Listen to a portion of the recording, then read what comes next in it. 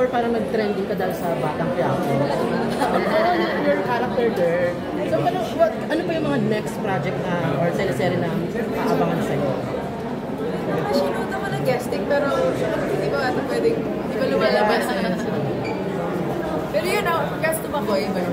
On his iconic exit. Yeah, siya yung pahirap sa'yo. I know. Na parang nakaganti ka na. Jake, I know.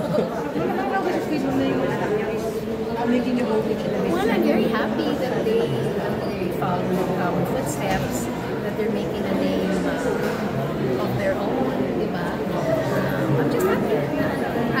Kasi ngayon, yung mga conversations namin are not just about family, but it's also about the stuff that we do, how we can help each other. Ano po yung mga payo naman yung binibigay sa akin? Sa kanilang dalawa, it's always just always be on time. Same as Papa. Yeah, to be professional at aralin ng mabuti yung trabaho nila. To do the best that they can. Maraming salamat po. Thank you. Thank you po. Salamat po.